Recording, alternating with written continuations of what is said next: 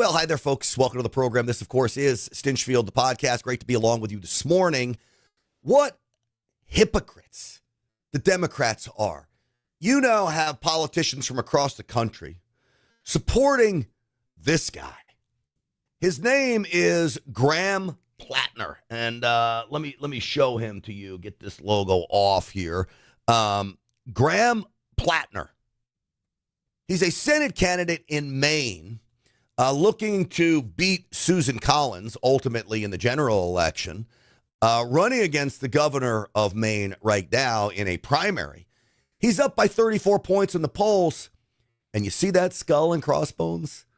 That's a Nazi tattoo on his chest. And he said when he got serving in the United States military, he didn't know it. He regrets it. It's a Nazi tattoo.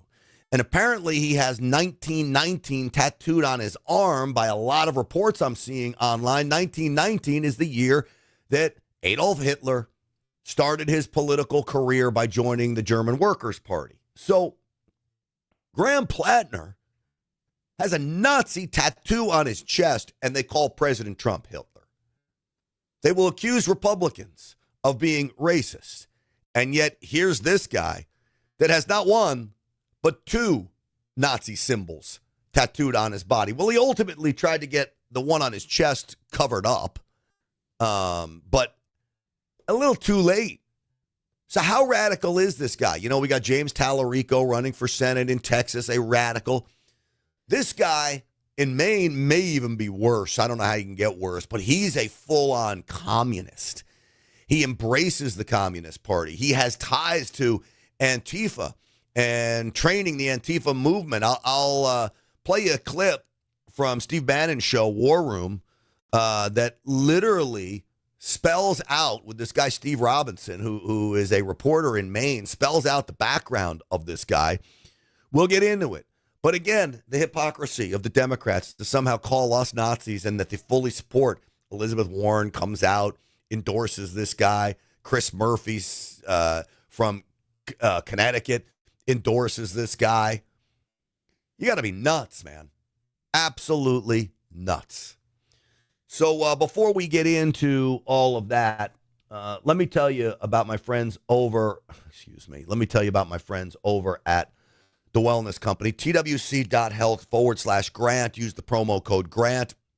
I want to tell you about a weight loss product they have called Trizepatide. Typically, you think of these GLP-1s as shots. A lot of people don't like giving themselves shots. This is a pill that you put underneath your tongue. It dissolves and gets infused into your body, literally cuts cravings, literally cuts your appetite, and you start losing weight in a very, very big way. And it's really easy. You just put that underneath your tongue and doesn't have the whole deal of having to get the shots and the needles out. And really, this is having great reviews for people that have tried this. twc.health/grant. Use the promo code GRANT for 10% off. And so many products over at TWC. They're a great company. They've been a voices of freedom. And I urge you to check out their website, twc.health/grant. All right, with that, let's get the show started. Uncensored and unapologetic. This is Stinchfield. Here's your host, Grant Stinchfield. You know, leave it to the Democrats. Only they can come up with a candidate that has a Nazi tattoo on their chest and 1919, the date Hitler joined the political party, the German Workers' Party. By and large, the year he started his political rise, tattooed on their arm. Only the Democrats can come up with this, support him, and call Republicans Nazis. The hypocrisy is stunning, but when you start to look into the background of this Graham Platner, who is running for Senate, has a 34-point lead over the governor in Maine in the Democrat primary, by all accounts look like he's going to win, and then he's going to run against Susan Collins, who's like the worst Republican ever. She's faltering because she's not staying true to Republican ideals. She wants to be seen as a moderate. By and large, she's more of a Democrat than she is a Republican, which is why she may lose to this guy. And then we'll get a communist Nazi in the United States Senate. This craziness. So let's go through some of the things that this clown has said. I just have no patience for getting dragged in to, frankly, culture war issues that are being invented by the people that don't want us talking about raising their taxes. That's why it exists. So he just told you there, he wants to raise your taxes. He doesn't want to be distracted from talking about raising taxes. I think Maine is not a very wealthy state, okay? So he's going to appeal to the masses saying, go after those rich folks that have a place in Kennebunkport. And we'll go after them with the ones on the coast or the big giant mansions on one of the beautiful lakes in Maine. We'll go after them and get them to pay the bills. That's going to play really well in a state like Maine where there's a lot of poverty. But he's basically signaling what he wants to talk about. Let's not talk about culture issues. Let's not talk about indoctrinating children to cut their nuts off. Let's not talk about men and women's sports. God forbid. Wait till you hear his comments on men and women's sports, too, by the way, what he brags about. And this guy was a member of the military, and he brags about fighting women? Seriously.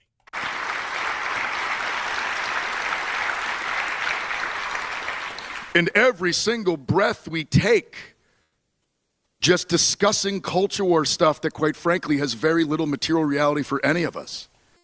Every breath we take on that is a breath that we are not talking about universal health care. It is a breath we are not talking about going after wealth where it's been hoarded, not talking about breaking up corporate monopoly power in this country. That's what we need to be focusing on. But we do not sell people out. I refuse to accept that that is necessary in politics. A politics that is willing to sell anyone out will eventually sell everyone out. Don't you think when you're going after the rich for everything that you're selling the rich out? And the rich, you may like them, you may not like them, but let's face it, they're responsible for a lot of the success of this country. They're responsible for building companies. They're responsible for running companies. They're responsible for investing in companies. They're responsible for many of yours paycheck. I really don't see it a good idea to go attacking the very people that feed us, okay? But this is what he wants to do. It's a fundamental difference between us and them. They literally want a universal income along with a universal health care system. But I ask you, how are you going to get to a universal income if there's no rich people left to pay the taxes? You're not. The whole thing collapses. Just go ask Greece. So I told you, he's got a Nazi symbol on his chest. That's it on his chest there. As you can see, this guy looks like a real winner. That's the Nazi symbol. And apparently he's claiming he has regrets over this. Regrets. For that reason, I have gone and gotten it covered up. Last night, I went to a tattoo parlor, and I got this to cover up the skull and crossbones. The Celtic knot with some imagery around dogs, because my wife Amy and I have two wonderful dogs that we love a lot. This far more represents who I am now than even the skull and crossbones did, which I thought that it was. This has come up because the establishment is trying to throw everything it can at me. It is terrified of what we are trying to build here. Every second we spend talking about a tattoo I got in the Marine Corps is a second we don't talk about Medicare for all. Wait a second. Am I the establishment? Most people say, Stinchfield, you are not the establishment. You're the anti-establishment. What do? All I do is criticize the establishment. I'm trying to throw everything I got at him. You better believe I am, because I don't want this guy to win.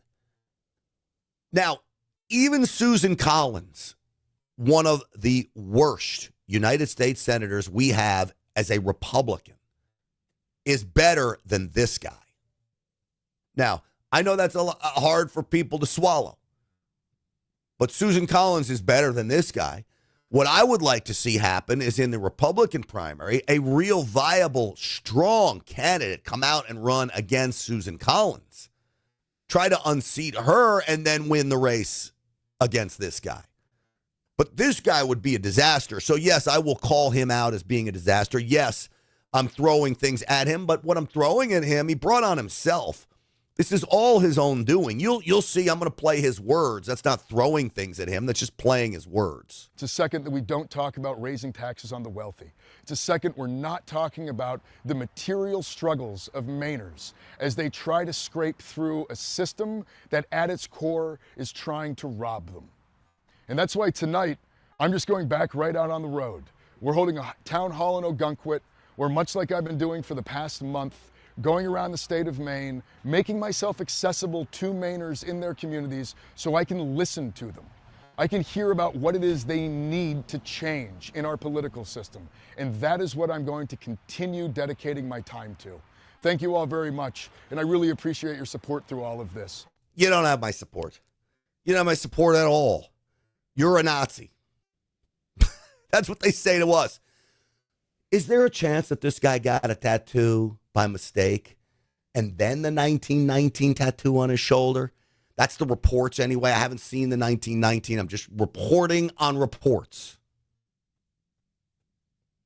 I don't think there's a chance it's a mistake. This seems to be par for the course for people like this.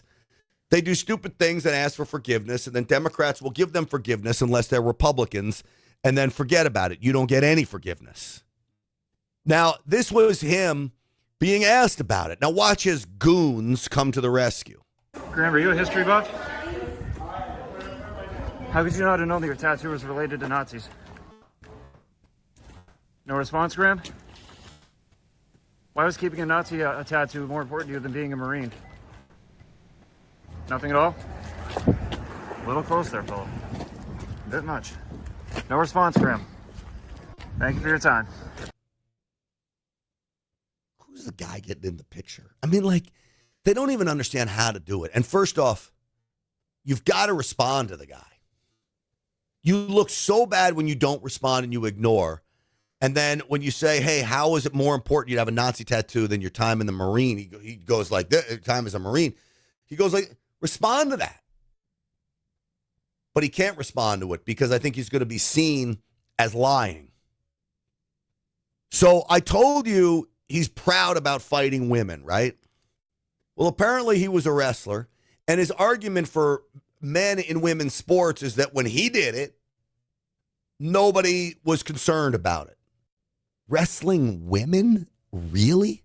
So That's what how they do do. you talk to a voter who's like, but where do you stand on this? Like, how do you I talk was about it? I was a captain of my high school wrestling team in 2003. I wrestled girls from Brewer and from Callis. Nobody cared. Uh-huh. There was no uproar. So he wrestled girls and there was no uproar. So that makes it okay. Now, I would imagine this was a case of girls choosing to wrestle against men because maybe there was no women's wrestling. I don't think it exists, does it? Other than, WWE. So they choose, not a man choosing to go wrestle against women, but women choosing to wrestle against men. Still, I would offer up, this is probably a bad idea. Somebody could get really hurt. And she sums it up, by the way, when he answers the question. And that's wrestling. That's about as like actual violence. I won. Although both girls gave me a real run for my money, which I was terrified by.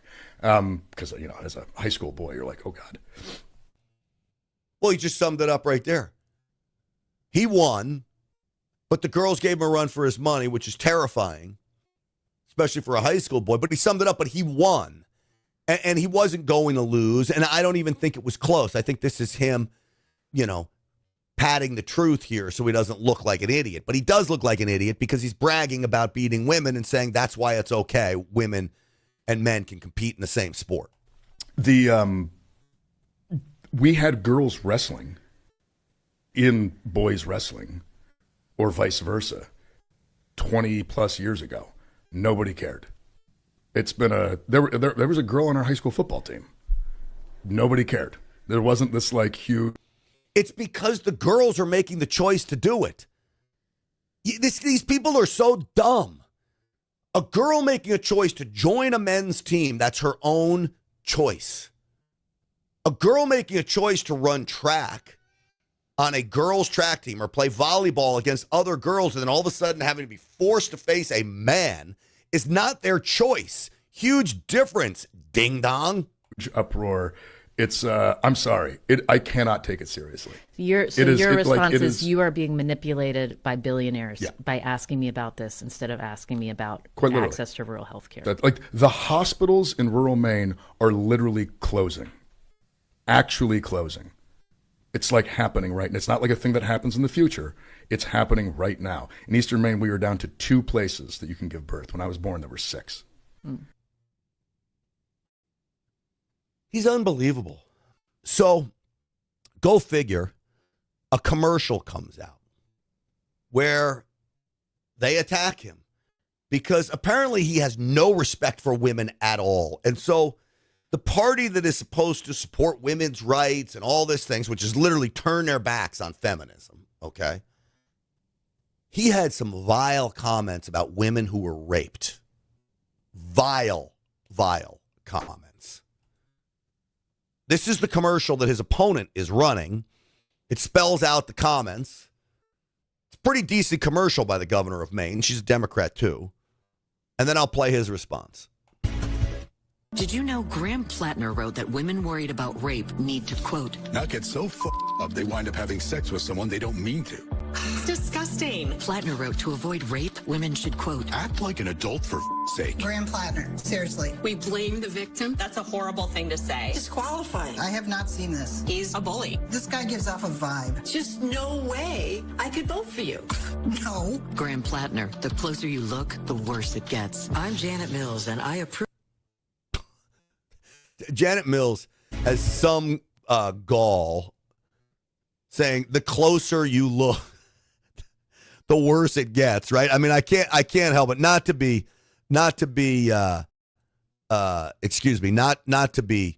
mean-spirited, but the closer you look, the worse it gets. Janet Mills, that's probably not a great line for your campaign, but point taken as the fact that this disgusting human being, Graham Platner, is basically claiming that women should toughen up, don't get drunk, blame them for getting raped. I mean, the comments are absolutely disgusting in nature. What else did he say here? Let me see what else he said. He said to avoid rape, women should act like an adult, for Christ's sake. Really? Women should act like an adult to avoid getting raped? Absolutely 100% disgusting. Women worried about rape should not get so effed up that they wind up having sex with someone they do not mean to. I'm not sure, one, that's the definition of rape. Dingy, dingy, ding dong. But again, these candidates are such hypocrites. Where is the support for women? You're going to endorse a guy like this who clearly is a nutcase. Now, he responded to this commercial. Let me see if I can find that for you because pretty rich, really. Here he is. If I saw these ads, I'd have questions. These are words and statements I abhor from a time in my life when I was struggling deeply after returning from war. These words are not who I am. So, Maine, I'm asking you not to judge me for the worst thing I said on the internet on my worst day 14 years ago. Wait a second. 14 years ago isn't that long ago. And now, are you noticing a pattern here? Things he regrets doing, and now he's asking, so I regret having a tattoo. It's not who I am that represents Nazi symbolism. I regret saying those things about women getting raped. That's not who I am. This is a common pattern. This is not someone you want in an elected office, especially to an office like a United States senator with an awful lot of power to push over how our country moves and what direction it goes in. But who I am today and the kind of senator I promised to be. I'm Graham Platner, and I approve this message. and I will not let you down. Oh, yeah, you've already let us down. So, I really do have a question. I don't understand. Maybe someone can help me with this. Probably not this audience. How are you a United States Marine and a wild leftist? The two don't match. I mean, I love the Marines. It's my favorite branch of the military. No offense to the other branches, but my grandfather was a Marine, fought on Guadalcanal and Peleliu and the islands in the South Pacific during World War II. And I just really have an affinity for the Marines. It's like picking a favorite baseball team. No offense to the other baseball team, but I'm a Yankees guy. So how do you become a Marine and be a wild leftist? How do you support the Constitution but then stomp on it when you get out? How are you willing to give up your life for freedom and liberty and then want to take it all away from everybody else?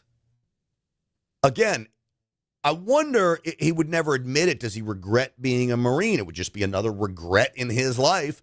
I regret getting a Nazi tattoo. I regret saying these things about women and rape. I regret joining the Marine. Who knows?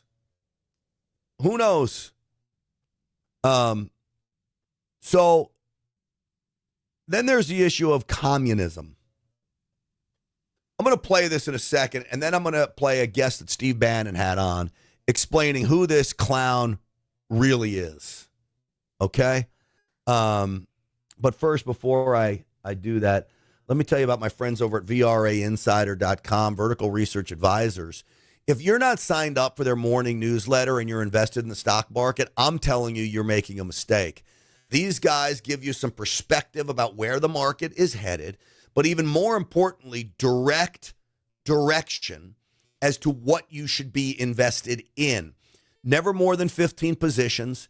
It's not a day trading platform. It's literally a daily newsletter that explains where and what is happening in the markets and what to do with your positions. Add to them, buy more, sell, whatever it may be, to the point that they return 35% a year on average, beating the markets 19 of 22 years. Amazing, amazing, amazing record. Go to VRAinsider.com to get this free 2-week trial. And that 2-week trial, you get access to everything. The back end of the system, so you can see exactly where the portfolio is. They show you every trade they have made. And you get the daily newsletter, so you can literally start investing with them. Not with them, but following their system. They're not an investment broker or anything like that. They're just an advisory service. And they're great. VRAinsider.com. I've taken a sizable portion of my portfolio and attributed it directly to VRA Insider, and I couldn't be happier. VRAinsider.com. All right, get that 2 free week trial. All right. Now, I said I would play a little proof that he's a communist. Listen to the very beginning of this. It is up to us, friends and comrades. We have a fight ahead of us. Friends and comrades? Who uses the term comrades? Now, there are some terms that are symbolic with where you stand politically. We use the term patriots. That person's a great patriot. What is a patriot to you? A patriot is somebody who loves America, someone who's willing to fight for America, someone who's committed to freedom and liberty. We're patriots. We embrace the value system this country was founded on, the Christian values this country was founded on. That's what a patriot is. What about a comrade? When you hear comrade, what instantly sparks in your mind? I don't think I'm going out on a limb to tell you Russia, socialism, communism, comrades. This is like Stalin stuff. This is gangsterism on an international scale.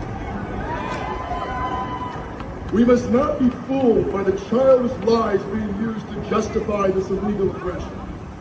If they are political figures, work tirelessly to remove them from power. Which brings me to the core of the issue at hand. Congress could end this right now. I don't know what he's talking about, could end what. It looks like it's an ice out protest, which is ridiculous. So this is not even that long ago. He's using terms like comrades. They say he's pulling crowds Trump style. That's what MSNBC said. Does this look like a Trump style crowd? This is not just that's not about Trump style. Donald Trump. This is about a political system that has no interest in serving the needs of the American people, only the desires of the elites. All right. I really can't listen to him. But again, when I show you, this is not a Trump style crowd. Part of our Maine community. Nobody wants this war. No. Absolutely no one thinks that this is a good idea. I'm surprised he gets as many people as he does. But I'm going to freeze frame this. And you just look at the people in the crowd. It tells you everything you need to know about who his supporters are. It's like they look the part, right? I mean, you just look at them and you can say, yeah, you know what?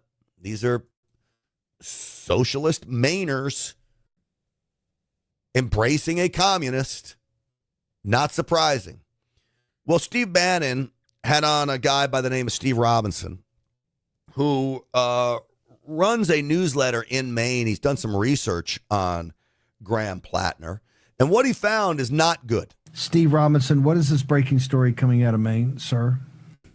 Hi, Steve. Thanks for having me on. We actually reported this morning that Graham Platner, the progressive darling who's been endorsed by Bernie Sanders and received universally positive, just gushing coverage, right up until Governor Janet Mills decided that she was going to run for the U.S. Senate seat for a chance to challenge Susan Collins. He's been active with a group called the Socialist Rifle Association. It's a play off of the NRA, but it's a group that's linked with Antifa and also the group out in Salt Lake City, the trans paramilitary group that is connected with Tyler Robinson, Charlie Kirk's assassination. So that's how the Socialist Rifle Association first kind of popped into the national consciousness, at least for me. But we found that there was a Maine chapter and started digging into it. And then when this Graham Platner story broke, we found Reddit comments that he'd posted, which are now deleted. But I think everyone now agrees that P. Hustle is, in fact, Graham Platner. He hasn't denied making any of these comments. In some of the comments that CNN missed when they broke the first story, he says that he provides training, including defensive handgun training, to the Socialist Rifle Association. He's, of course, an ex-Marine, ex-Army Reserve, former private contractor in Afghanistan doing close security for the ambassador. So he knows his way around firearms, and his tutelage would be invaluable if you were a bunch of LGBTQ leftists who didn't know how to use firearms. And when we went looking at the social media accounts for the Socialist Rifle Association chapter of Maine, we found tons of pictures of multiple cases of paramilitary training out on the range, including pictures where an individual who looks just like Graham Platner with red hair and a red beard is seen playing range officer for them. So it's clear that Graham is a little bit more of a far-left radical than he's led on in some of his campaign appearances. And this, combined with revelations that he has a literal Nazi tattoo on his chest that he never got rid of for 17 years, I think is making it a very, very bad week for Graham and a good week for Maine Governor Janet Mills. Yes, except polls are still showing that this guy's up 34 points. You see the radical history? If Steve Robinson is right about this guy's ties to these groups, to Antifa style, training them in the use of weapons, you're talking about a violent leftist that wants a seat in the United States Senate. This is who Democrats offer up. This is, again, bigger than Graham Platner, because you have the base of the Democrat Party embracing Graham Platner. Listen. So he sounds like a human being to me, a human being who made mistakes, recognizes them, and is very open about it. But yeah, certainly, I'm looking forward to sitting down and talking to him about it. He's obviously, right now performing very well in the polls. That's Chris Murphy. You're telling me that you think that he's a human being that has made mistakes? I mean, come on. Over and over again. When you have a history of making mistakes over and over again, you're a bad decision maker. And bad decision makers are not what we need in the United States Senate. Running for Maine, Graham Platner, do your own research on him. He's a Democrat. I would always say vote against every Democrat. I'd vote for any Republican over a Democrat. I really would, bar none. Any Democrat over any Republican, the Democrat is never getting my vote. Even Susan Collins. If I was in Maine and it's a choice between Susan Collins, who's awful, and Graham Platner, you have to pick Susan Collins. As crazy as that is for me to say. What is this? Gibberish Nation writes, these lemmings don't realize that communists, socialists, whatever they call themselves, will never relinquish power with no issue of using violence against the people. I agree that is absolutely true. And a very good point. All right. Hey, let's get some housekeeping done. My friends over at Patriot Mobile. PatriotMobile.com/Grant. That's where I want you to go to switch your cell phone service. They will make you a deal to buy out your contract. You get a free month service if you use the promo code GRANT. Super easy to do. This is a conservative activist organization. This is why I love the folks at Patriot Mobile. I love that they're my cell phone service provider because they are actively engaged in saving America. You know that a portion of the proceeds they make from your cell phone service will go to helping America. PatriotMobile.com/Grant, 100% U.S.-based customer service.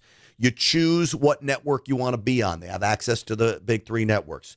Switching is easy. You can keep your phone. You can get a new phone. You can upgrade your phone. All the same things you can do with a regular cell phone company. And I would say service is better and cheaper. PatriotMobile.com/Grant. That's PatriotMobile.com/Grant. Make it happen today. Use the promo code GRANT for a free month's service. All right. Now I want to tell you about a little issue I have. And that little issue was with a guy by the name of Jerome Too Slow, Too Late Powell. That's President Trump's nickname for him. This is the Federal Reserve Chair who needs to go. Well, yesterday, as all of you are probably watching the markets and wondered, boy, we had two really good days of the markets. And then this dork comes out and speaks. And the market basically tanks instantly.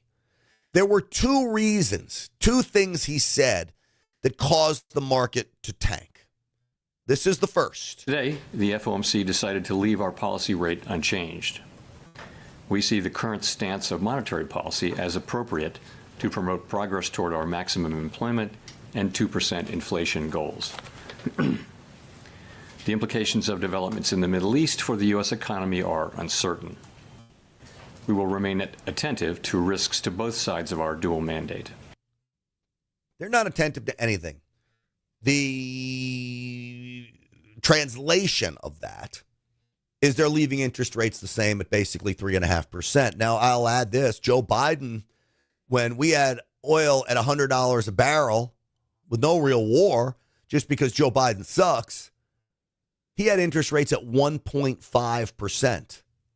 1.5%. What has changed? Well, I'll tell you what's changed. President Trump's in office. Powell hates President Trump.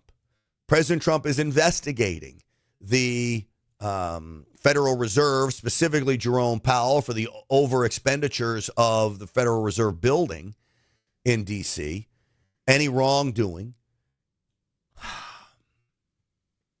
I'm going to offer up a very controversial idea. I would urge President Trump and the DOJ drop the investigation into Jerome Powell. Drop it. And here's why. You may give Jerome Powell a small victory in saying, oh, you know what? I don't have to be investigated in this. Fine. What we need right now are interest rates to be lowered, and we need Jerome Powell out, because this is the other thing Jerome Powell said that tanked the markets.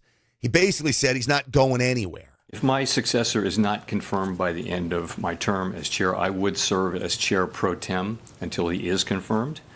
That is what the law calls for. That's what we've done on several occasions, including involving me.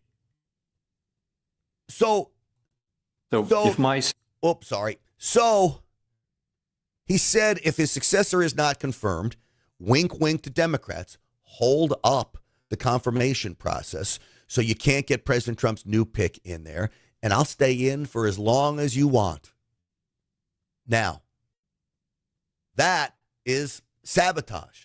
Sabotage of the United States of America. We need interest rates lower to help this economy boost into rocket ship style. We need the jet fuel poured on this Trump economy that will literally be like a rocket booster. He doesn't want it to happen because he's concerned about the midterms and he wants Democrats to win. It's sad. So he says he's not going anywhere. And then the other aspect to this is he doesn't want to step down during this investigation. I have no intention of leaving the board until the investigation is well and truly over with transparency and finality. And I would refer you to the statement that was in the Fed's brief that you all have seen. And I won't have anything more for you on that. So he's not going to go anywhere until the investigation's over. So here's what I would say. I would say Trump should call his bluff. First, you call in John Thune and you say, Thune, you can't get me my SAVE Act. You can't get the DHS funding bill through. You've been completely inept. Can you get me Jerome Powell's successor confirmed? Thune better say yes. Once you get the yes, then you have Pam Bondi drop the investigation. Say, you know what? In the essence of moving forward, and the threats that Powell has made to harm America, we're going to drop the investigation. Just be open and honest about it. Drop the investigation, give him an alleyway to get out, get Thune to get this guy confirmed, and get him in as soon as possible. I believe it's May is what we're talking about for him to take over.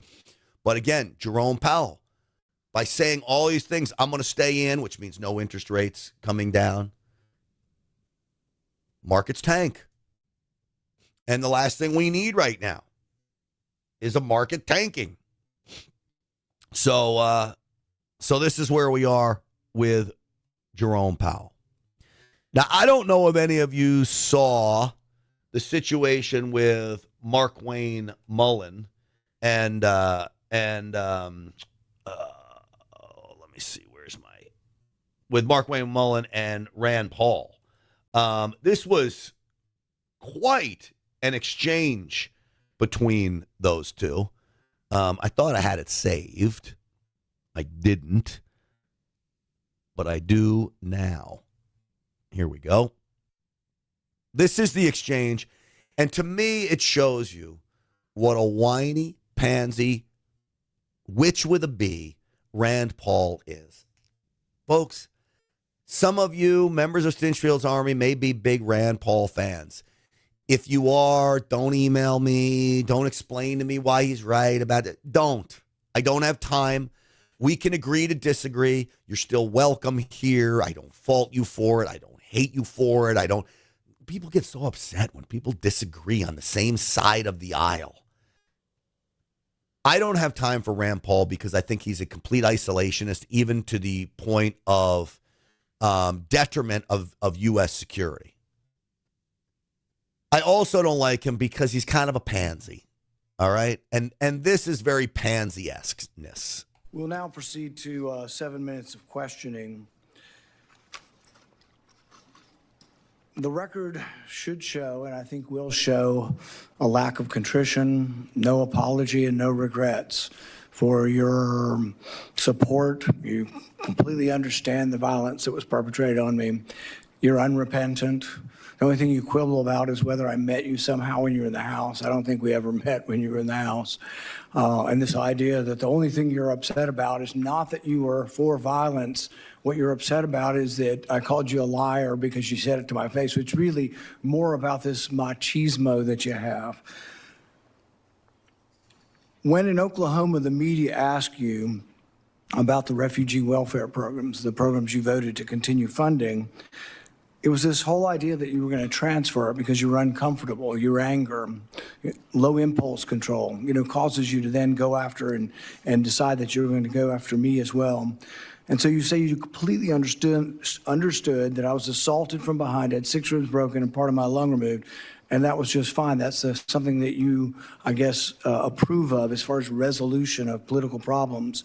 When I talked to you privately on the phone, there was no apology. You just said, well, we can let our political difference, go by. And you said a few minutes ago, we can just set it aside.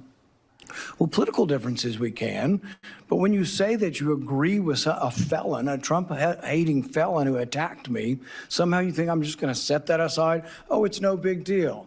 I lay in pain for 2 months, had 6 ribs broken, 3 of them separated, grinding upon bone for months, had part of my lung removed, and you think that's great and to be extolled. I mean, the sheer lack of any kind of self-awareness that you're going to be leading thousands of men and women who will have the use of force, and there's been great questions in our country about how that will be used, and you think a violent attack is just fine. So I guess my first question is, do you think that justifying that kind of violence sets a good example for the men and women of ICE and Border Patrol? Mr. Chairman, first of all, I didn't know the extent of your damage. When the phone call was made, I made it to you and I tried to talk to you. You didn't engage at all. In fact, you said, get your paperwork in. It's got to be 3 days in between. You offered no apology. Sir? And you offer no apology today and no regrets. Haven't heard the word apologize, haven't heard the word regret, haven't heard I misspoke and it was heated and I made a mistake. Haven't heard any of those words. Sir, actually it wasn't heated, and I'm not apologizing for pointing out your character. Good. So you're jolly well fine, and you want the American public and the people up here to vote, that may or may not vote for you, to know that you supported the felonious, violent attack on me from behind. I did not say I supported it. I said I understood it. There's a difference. So that means you really didn't approve of it, just completely understand it. What do you think most people would interpret completely understand to be? Support for or a condemnation of the violence? Sir, as I said, we can. Rand Paul's such a whiny little snit. I mean, clearly these two guys have issues. Put the issues aside and get to questioning him about actually leading the Department of Homeland Security instead of this pettiness. You didn't apologize to me. I was, all that. Rand, you're a loser, man. You really are. The felonious assault on me. I'm sorry you were attacked. Political violence is not okay in any way, shape, or form. Rand Paul was at that congressional baseball game, I believe, where Steve Scalise was so brutally injured. It's awful. But don't do this nonsense with hopefully soon to be Secretary Mullen, now Senator Mullen. So Mullen did respond, and it was pretty good. Chairman made, calling me a liar. Sir, I think everybody in this room knows that I'm very blunt and direct to the point, and if I have something to say, I'll say it directly to your face. If you recall, back in my House days, we actually did have this conversation because of the remarks that I made. You were in a room. I simply addressed that I said I could understand because of the behavior you were having, that I can understand why the neighbor did what he did. As far as my terms of the snake in the grass, sir, I work around this room to try to fix problems. I've worked with many people in this room. Seems like you fight Republicans more than you work with us. I did address those remarks. I did explain your gimmicks by the amendment you put forth. And as far as me saying that I invoke violence, I don't. I don't think anybody should be hit by surprise. I don't like that. But if I do have something to say, everybody in this room knows I'll come straight to you. I'll say it publicly and I'll say it privately, but I'll never say it behind your back. So for you to say I'm a liar, sir, that's not accurate. And I got proof to say that because you have spent millions of dollars in my campaigns against me because we just don't get along. However, sir, that doesn't keep me at all from doing my job. I can have different opinions with everybody in this room, but as Secretary of Homeland, I'll be protecting everybody, including Kentucky, as much as I will my own backyard in Oklahoma. It's bigger than the partisan bickering that we have It's bigger than the political differences we have. The truth is, I have a job to do, and I don't like to fail at anything at all. So I can set it aside if you're willing to set it aside. Well, the answer to that question is no. Rand Paul's not, because he's a petty little snit. And so I like Mark Wayne Mullen's answer to this. And I'm not the biggest Mark Wayne Mullen fan of all time. He's done some things I've had some questions about. I mean, and I can see he probably is a little bit of a hothead. I remember he was going to fight the Teamster. Well, lo and behold, guess who he had right behind him? He had the Teamster. They're like best friends now. It's like the old playground days where they become best friends. So when I tell you Rand Paul is not going to support him, here's the proof. Are you planning on voting for this nominee? I think there are anger issues. I think there's a lack of contrition, both about the violence that was perpetrated on me, really the violent episode he was involved in the Senate committee where he's told the media, frankly, that he doesn't regret it. He's also told the media there is, he said it again today, that there's historical precedent for violence, that caning and dueling happened all the time. And I pointed out, well, it was illegal 170, 200 years ago. They would actually flee, and they would do it in areas they could find where the law didn't reach. Sometimes they would actually go to Canada. Sometimes they'd go from one state to the other. But the mass of civilized response, even in the 1850s, 1830s, was against dueling. That's why dueling was made illegal. The fact that he can't bring himself to say that, really we shouldn't settle political questions with violence, I think that would be a terrible example for ICE and for our Border Patrol agents. We're in the midst, I think, of a crisis where there needs to be more direction from the top. And a guy who brawls, a guy who can't even say he's sorry about, wishing violence on me and really applauding the attack that happened on me, can't come to say that. I don't know how he could, from my point of view, be a leader of ICE or Border Patrol. I can't stand this guy. I really can't. It's all about he didn't apologize to me. Who cares, man? Just move on. Don't let other people affect you. This is going to be another Stinchfield's life lessons advice. Don't let other people's, if you perceive them as failures, affect you. If you perceive them as actions, affect you. To the point where you can't function and you hold it against them so much that it affects your ability to move through life. Other people's problems are their problems. I understand you might want an apology from somebody. If you don't get it, move on. You can't be stuck on the fact that you didn't get an apology from someone. Maybe it's your best friend. Maybe it's your family. Maybe it's your sister. Maybe it's your wife or husband. Move on. But if you keep wanting something from somebody that you're never going to get, it's going to eat you alive. And this is clearly what it's doing to Rand Paul. He says that Mullen isn't capable of leading. I don't think Rand Paul is capable of leading. I've always had issues with this guy. I really have. I like guys. And Rand Paul is not a guy's guy. He's not. He's a little wimp, man. He's a whiny ass witch with a B. I hate to say that because he does some good things. He's got some good ideas. But again, he has some really bad ideas too. It was like his father. His father had some really great ideas. And then some really bad ideas too. So, it is what it is with these guys. But that was the highlight, really the only highlight of the Mullen hearing yesterday. There was a hearing on intelligence and the threats we face today. And do you want to hear what Democrats thought of as the threats that we face today? Now, we're in a war with Iran. We have 5 or 6 Islamic terror attacks in the United States over the last few weeks that have taken American lives.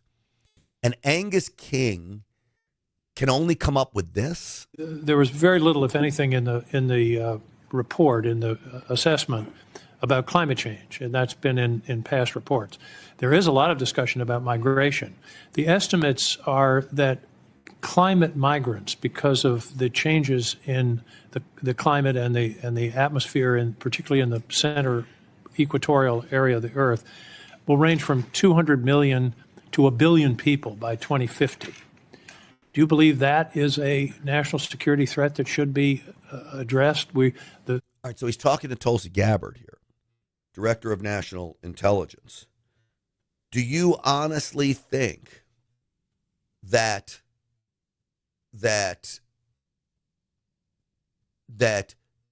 climate change is going to be in Tulsi Gabbard's intelligence assessment?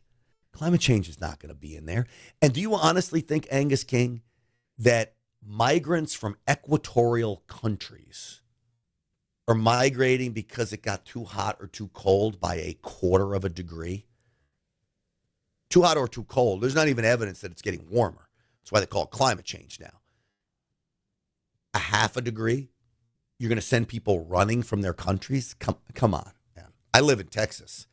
It gets hot by dozens of degrees in the summer. I might flee for a little bit, but I'm coming back. I'm not leaving Texas. You think for over a quarter of a degree they're leaving? No. The Syrian refugees were about 6 million, and they upset the politics of Europe for several years. We're talking about 200 million to 1 billion people on the move. I believe that's something we should be discussing and that the intelligence community should be assessing. Director Gabbard? Yes, Senator, there are a number of drivers of things like migration. It would be an extensive and voluminous annual threat assessment if we included every single one. This annual threat assessment is focused, again, on the priorities laid out by the President's national security strategy and on the effects that we can take action, operational action, to protect U.S. interests. Well, I would suggest combating climate change is something we can take action on. Thank you, Mr. Chair. No, not right now. Not with President Trump on at the helm. You're not taking action on any of it yet, you freaking jerk. It's so frustrating. Can you imagine if Trump didn't win, what we would be up against? This climate change is a threat. Men and women's sports would be proliferating across the country. Oh, the craziness of these people. They're on the wrong side of everything. And it's all, I don't know, in an effort to try to make Trump look bad, but it's really, really bad. This was Tom Homan being asked about Senator Mullen. It's clear, I mean, a lot of things changed. It was very different when you came into Minnesota. You sort of calmed things down there. We didn't see the kind of videos that we had seen in the past. And then you came forward with a letter that you wrote yesterday to Susan Collins and Katie Brett, the senators from Maine and Alabama, and kind of detailed new initiatives that you would be willing to do to close the gap, to get to a point where everyone can agree on some of the new things that ICE agents will do. And we have them up here on the screen here: body cameras, limit enforcement at sensitive situations, which includes hospitals and churches. How is this going? Is DHS going to reopen thanks to this effort to try to get some common ground here on these issues? Look, I'm working very hard with White House Legislative Affairs and others. I mean, I've talked to the acting director of ICE and CBP commissioner about, you know, these things we're trying to do. And the message is, let's stop holding DHS, you know, in advance. Let's get them funded. We're talking about the Department of Homeland Security. And what's going on in the world right now? We need Department of Homeland Security fully funded. So what you saw last night that was leaked, that's a part of the conversations, the negotiations that are ongoing. We want to. So it looks to me like there's no traction on funding Homeland Security. Let me put this up because this is important. So this is what the White House proposed on immigration enforcement changes. Why aren't the Democrats just saying, okay, let's go with it? Expand the use of body-worn cameras. I talked about this. Great idea. Limit enforcement at sensitive locations. Fine. Increase oversight requirements for DHS detention facilities, which means, you know what? You can come in and look more often. Enforce the use of visible officer ID. I like it. No problem. The officer should show ID. Adhere to not deporting any U.S. citizen. That's an easy one because we're not deporting any U.S. citizens. But yet, Democrats won't get on board with that because this literally is about sticking it to the Republicans, to stick it to the American people. It's about politics over policy. And the American people are on to them. Lastly, folks, I want to tell you about my friends over at Lost Soldier Oil and Gas. I'll tell you what, this project in Wyoming is really, really interesting. 40,000 acres on a uranium mine that had never been drilled before because the reclamation process environmentally had not been done on this uranium mine. So Lost Soldier goes in and through a multi-year process pieces together all of this land to get 40,000 acres in play. That land has now been purchased or leased, and Lost Soldier's in control of it.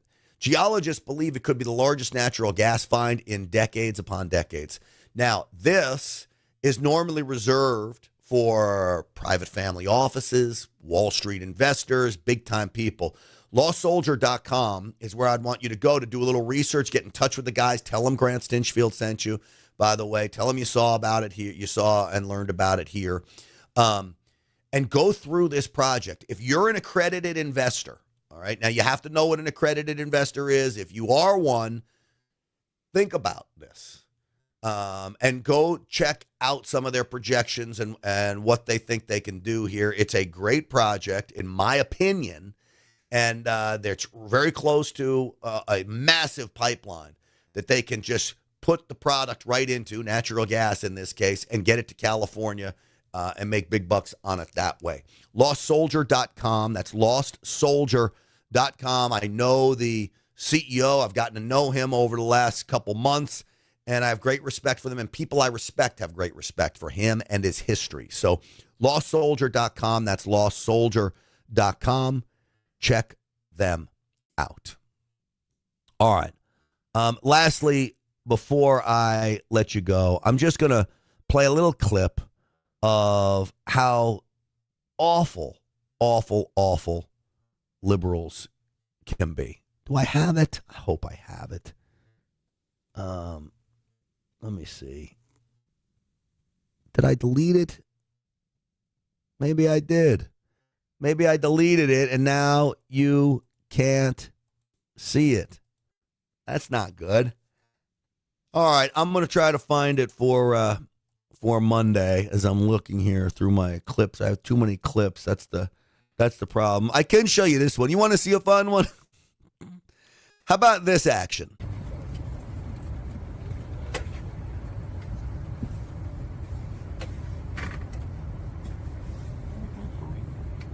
What's happening?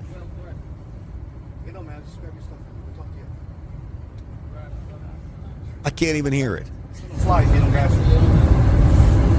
that? Just gonna stay on with it. Felt threatened. The flight attendants. Because I told him to get out of my way? Yes. The fuckers felt threatened about that. I feel threatened standing there, I'm trying to get to my seat. What feel threatened about that? You're behaving. I'm looking fast on. We need y'all. What's the threat about that? Fuck. He's very angry. Tell Jimmy to talk to me. Would you feel threatened? Get back up, bud. You burst me for my shit too. You looking for Brittany? Right here. Look, it's a threat because I told you to get out my way. That's Why a threat. would you tell someone to get out? You fast on. Waste some motherfucking time. I got somewhere to be. Especially a flight attendant. Like, you don't understand the rules of the road these days? This motherfucker waste my time. I ain't threatening nobody. I said, get out my way. What the fuck is a threat about that? That looks threatening. What's the threat about that? Get out my way? Ain't no motherfucking threat. You know what a threat is? Shit goofy as hell. Get my shit, man. And the woman's gonna get in the way there? I mean, where's security? Listen, I ain't gotta talk to you like what? Fuck on. I ain't said shit right, no motherfucker. Echo 8 don't have a radio. Here's the question. Is it worth it? Is it worth it to be kicked off your flight just because you were a dick to the flight attendant? Don't be a dick to the flight attendant. Some of these flight attendants can be rude, I get it. Some people are really nice too, by the way. I'm not saying fuck you. I'm talking about look like you want to do something, do it. Get it? All right, then. Whenever I want to do something, I do it. Yeah, this guy's got real problems. Real problems. So it wasn't what I wanted to show you, but it was a good one. Sorry for a little confusion there. That's going to do it for us, folks, today. I appreciate you watching. I'll see you back here tomorrow, same time. We'll see you on the Real America's Voice show tonight as well. Steve Hilton, running for governor in California, is going to be on the show tonight. I know President Trump is set to speak as well. If you want to catch that, if it happens during our show, we will have it and carry it live for you. Again, God bless all of you. Stinchfield's Army rolls.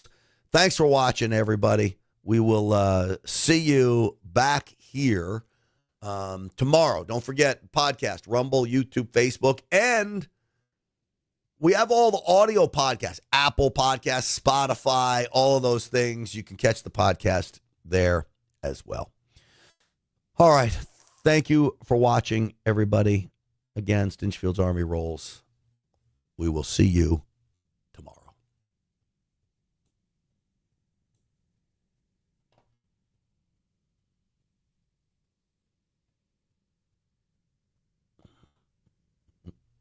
Mm-mm.